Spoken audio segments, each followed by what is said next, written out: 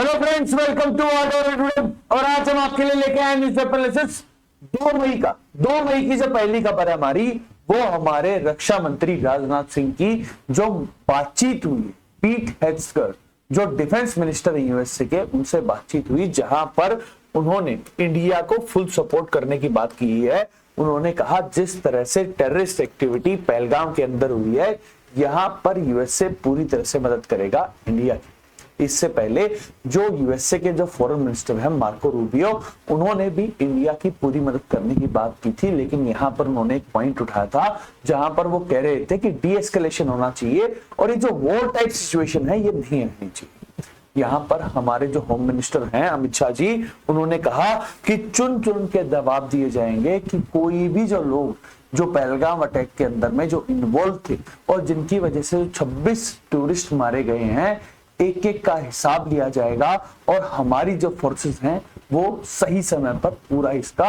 विरोध करेंगी और इसका जवाब दिया जाएगा पाकिस्तान को। वहीं जो लाइन ऑफ कंट्रोल है वहां पर जो पाकिस्तान है उसने लगातार छठे दिन पर सीज फायर रिवॉल्यूशन किया, जहां पर लाइन ऑफ कंट्रोल के अंदर जो पाकिस्तान की तरफ से फायरिंग हो रही है और इंडियन आर्मी जो है वो यहां पर मुंह तोड़ जवाब देती जा रही है।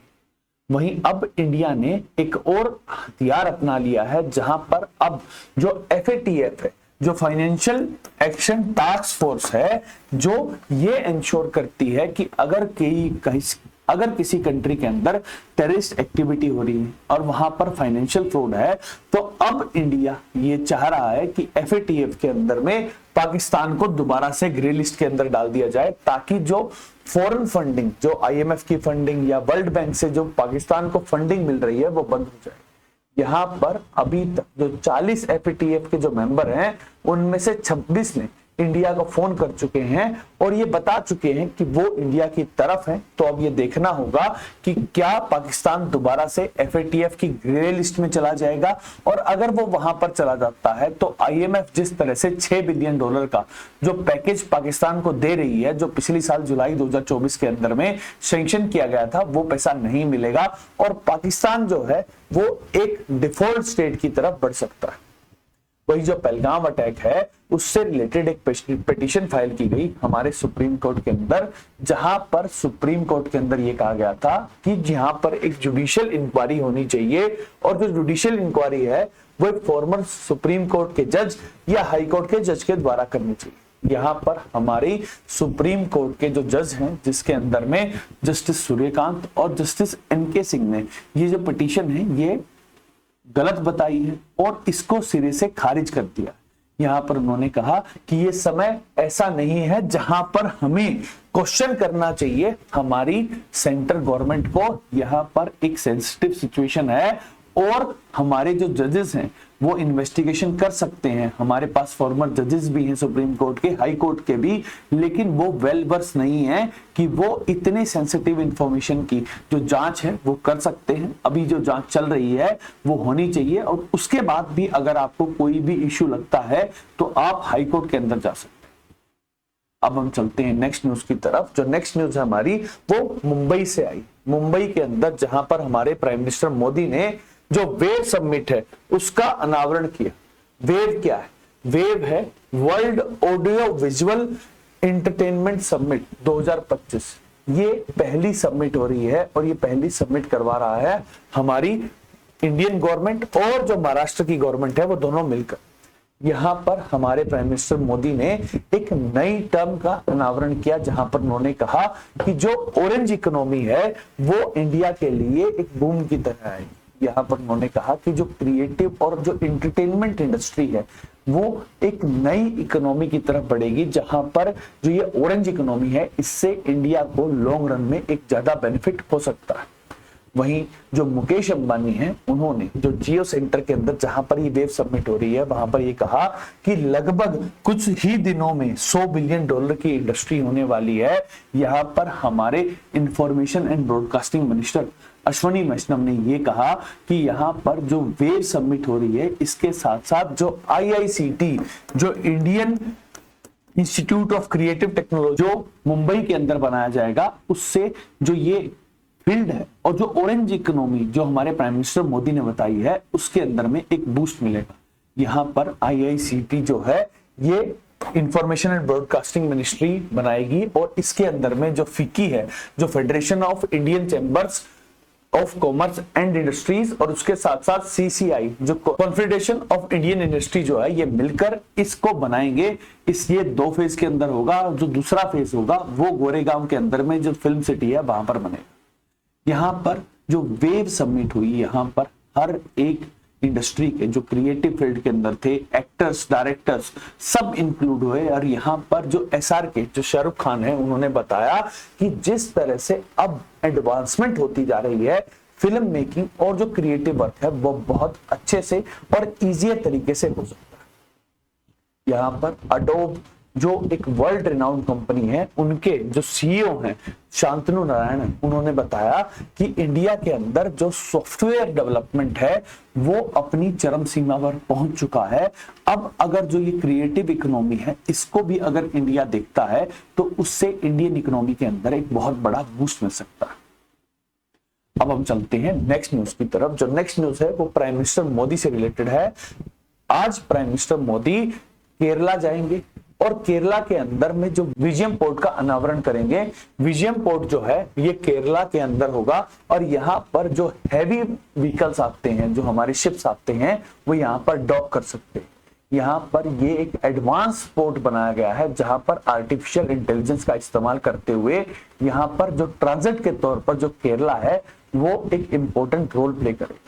अभी जो मेनली जो मेजर शिप्स हैं वो श्रीलंका के अंदर डॉकयार्ड करती हैं और श्रीलंका के अंदर डॉकयार्ड करके वो बाकी सारे जो वर्ल्ड है उसको ट्रैवल करती हैं। अब विजयम पोर्ट बनने के साथ साथ जो केरला की इकोनॉमी के अंदर एक हैवी बूस्ट मिलेगा और यहाँ पर जो केरला के चीफ मिनिस्टर हैं उन्होंने कहा है कि ये पूरे देश का पोर्ट।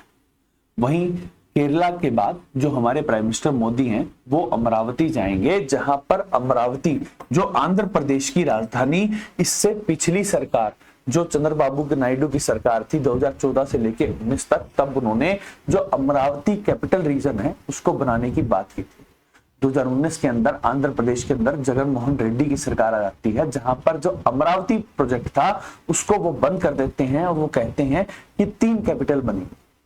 अब दोबारा से चंद्रबाबू नायडू की सरकार बन गई है और आज से जो दोबारा से जो अमरावती प्रोजेक्ट है वो रीलॉन्च किया जाएगा हमारे प्राइम मिनिस्टर मोदी जी के द्वारा।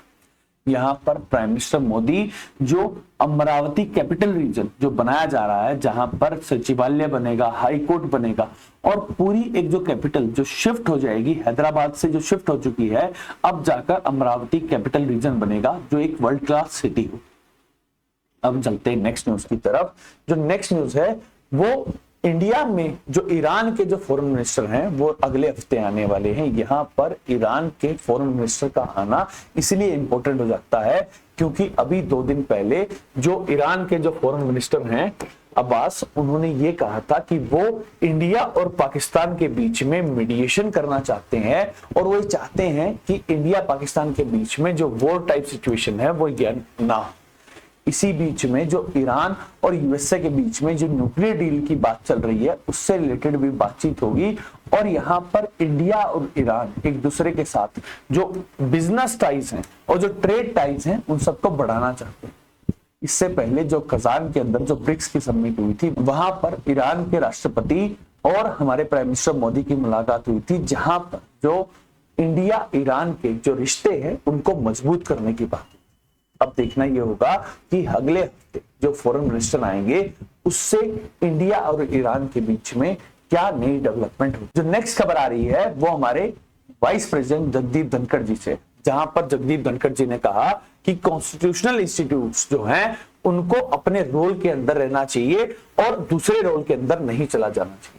यहाँ पर वो डायरेक्शन दे रहे थे जुडिशरी के अंदर, जहां पर जिस तरह से जुडिशरी ने वक्फ लॉ और उससे पहले जो तमिलनाडु गवर्नर और प्रेसिडेंट के लिए जो रिमार्क दिए थे कि उन्हें अब सरकार के अनुसार चलना पड़ेगा और ये जो काम है ये सुप्रीम कोर्ट के ऑर्डर के द्वारा हुआ था। इससे पहले जो जगदीप धनखड़ जी हैं जो आर्टिकल नंबर 142 है उसको एक न्यूक्लियर बॉम्ब की तरह बता चुके। यहाँ पर दोबारा से उन्होंने जुडिशरी के ऊपर क्वेश्चन मार्क लगाए जगदीप धनखड़ जी यहाँ पर लखनऊ गए थे, जहां पर उत्तर प्रदेश की जो गवर्नर हैं और उससे पहले गुजरात की जो चीफ मिनिस्टर रही हैं आनंदीबेन पटेल, उन्होंने अपनी एक बुक ली थी, एक मेमोयर लिखा था और जिसका नाम था चुनौतियां मुझे पसंद, उसका अनावरण कर रहे थे, जहां पर जगदीप धनखड़ जी ने ये स्पेसिफिक बात की।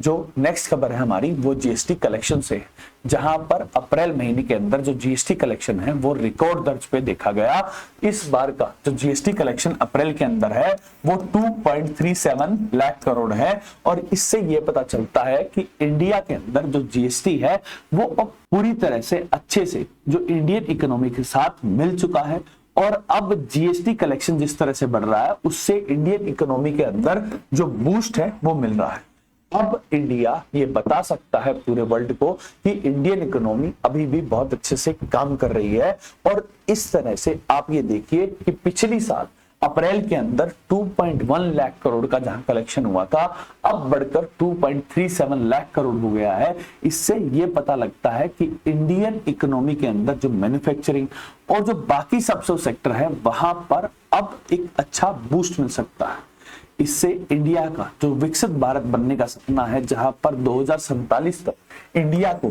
एक डेवलप्ड नेशन बनाना है, उसके लिए भी एक अच्छा एग्जाम्पल रहेगा और ये ट्रेंड बहुत अच्छे साइंस भी दिखाता है। हम चलते हैं लास्ट, जहां पर हम 4 नेशनल न्यूज को डिस्कस करेंगे, जहां पर जो पहली खबर आई है वो न्यू दिल्ली से है। न्यू दिल्ली में इलेक्शंस हुए थे और इलेक्शंस के अंदर जो बीजेपी की सरकार बनी थी रेखा गुप्ता जी की, वहां पर यमुना की जो सफाई है वो एक इंपॉर्टेंट मुद्दा रही थी। अब जो न्यू दिल्ली गवर्नमेंट है उन्होंने अब एक एक्शन प्लान लेके आए हैं, जहां पर उन्होंने कहा है कि अगले 4 साल के अंदर जो यमुना के अंदर एक प्रॉपर प्लान तरीके से यमुना की सफाई होगी। यहाँ पर एक प्रॉपर रोड मैप बनाया गया है, जहां पर सबसे पहले सॉलिड वेस्ट मैनेजमेंट को देखा जाएगा, उसके बाद सीवेज मैनेजमेंट किया जाएगा, फिर गवर्नेंस का जो इन्फोर्समेंट किया जाएगा, जितने भी जो रूल्स एंड रेगुलेशंस हैं उनके अनुसार चलेगी, फिर सर्विलेंस रखा जाएगा कि किसी भी तरह से कोई गलत या अनवांटेड मटेरियल जो है वो यमुना के अंदर ना आ सके, फिर पब्लिक आउटरीच की जाएगी ताकि जो लोगों को ये कहा जा सके कि यमुना की सफाई से उनको कितना बेनिफिट हो सकता है, और उसके बाद ड्रेनेज सिस्टम और जो फ्लड प्लेन है उनका मैनेजमेंट किया जाएगा। और इससे जो दिल्ली सरकार है उन्हें लग रहा है कि यमुना की सफाई हो जाएगी अगले 4 साल के अंदर। यहाँ पर अब जो नेक्स्ट खबर हमारी वो ईडी से आई, जहां पर ईडी के जो चीफ हैं राहुल नवीन, उन्होंने कल ईडी का जो स्थापना दिवस है वहां पर उन्होंने बताया कि 2014 में जब से प्राइम मिनिस्टर मोदी की सरकार बनी है, जो पीएमएलए एक्ट, जो प्रिवेंशन फ्रॉम मनी लॉन्ड्रिंग जो एक्ट है, उसके अंदर में एक शार्प इंक्रीज देखा गया है। और यहाँ पर जिस तरह से जो मनी लॉन्ड्रिंग के केसेस हैं उनके अंदर में जो ईडी ने कार्रवाई की है, यहाँ पर लगभग जो 93% सक्सेस रेट देखा गया है कि जो जो केसेस कोर्ट के अंदर गए हैं वहां पर अब कन्विक्शन मिला है। यहाँ पर ईडी ने जिस तरह से इन्फोर्समेंट डायरेक्टरेट ने काम किया है, इनका बखान करते हुए राहुल नवीन जी ने बताया कि अब की बार जो सरकार चल रही है वह मनी लॉन्ड्रिंग से रिलेटेड कोई भी मामला होता है वहां पर सख्त कार्रवाई करने के पक्ष में है और उन्हें एक फ्री हैंड मिला हुआ है। जो नेक्स्ट खबर आ रही है वो उत्तराखंड से आई है, जहां पर उत्तराखंड के अंदर जो नैनीताल है वहां पर एक कम्युनल टेंशन देखी गई, जहां पर एक 12 साल की जो माइनर थी उसके साथ रेप किया गया और यहाँ पर जो एक मुस्लिम आदमी है उसके ऊपर ये चार्जेस लगाए गए हैं माइनर की मदर के द्वारा। अब इसकी वजह से जो नैनीताल है वहां पर अब एक कम्युनल राइट्स हो सकते हैं और उसकी वजह से जो नैनीताल का जो लॉ एंड ऑर्डर की सिचुएशन है वो खराब हो सकती है। यहाँ पर सुप्रिंटेंडेंट ऑफ पुलिस और जो डिस्ट्रिक्ट कलेक्टर हैं उन दोनों ने अपील की है कि शांति को बहाल रखा जाए और जो भी इस पर्टिकुलर केस के अंदर में यहाँ पर दोषी है उसके खिलाफ सख्त कार्रवाई की जाएगी। वही जो लास्ट खबर आती है वो हाईकोर्ट से आई है, जहां पर दिल्ली हाईकोर्ट ने बाबा रामदेव जो योग गुरु हैं और पतंजलि के जो को फाउंडर हैं उनके खिलाफ अब एक कंटेम्प्ट का कोर्ट केस चलेगा, जो रामदेव जी के खिलाफ जो शरबत जिहाद का मामला था, जहां पर हमदर्द की जो रूह अफ़ज़ा है उसे जिहादी एंगल से जोड़ दिया था रामदेव जी के वीडियो ने। यहाँ पर अब रामदेव ने दोबारा से एक नया वीडियो डाल दिया था और इसीलिए अब दिल्ली हाईकोर्ट ये देख रही है कि उनके खिलाफ कंटेम्प्ट की कार्रवाई होनी चाहिए या नहीं होनी चाहिए। इससे रिलेटेड जो भी अपडेट होगा वो हम आपके लिए आएंगे आर.एडुडेंट। हम चलते हैं लास्ट, जहां पर हम इंटरनेशनल न्यूज को डिस्कस करेंगे, जहां पर जो पहली खबर आई है वो रशिया यूक्रेन कॉन्फ्लिक्ट से रिलेटेड है। जो यूएसए है वो यूक्रेन के जो रेयर अर्थ मिनरल्स हैं और जो लगभग 500 बिलियन डॉलर के जो मिनरल्स हैं उनको ग्रैब करना चाहता था, और इसी के लिए जो फरवरी के एंड के अंदर जो जेलेंस्की हैं वो डोनाल्ड ट्रंप से मिले। उसके बाद वहां पर जिस तरह से स्पैट हुई थी और जेलेंस्की और डोनाल्ड ट्रंप के बीच में जो वर्बल एक्सचेंज हुआ था, उसके बाद अब जाकर जो यूएसए और यूक्रेन के बीच में जो मिनरल डील है वो फाइनली साइन हो चुकी है, और यहां पर एक रोड मैप तैयार किया गया है जहां पर यूएसए अब जो मिनरल से जो प्रॉफिट आएगा उसका एक बहुत बड़ा चंक यूएसए ले जाएगा, और यहां पर यूक्रेन की जो डिफेंस और सिक्योरिटी है उसके लिए जो स्पेंडिंग है वो करता रहेगा।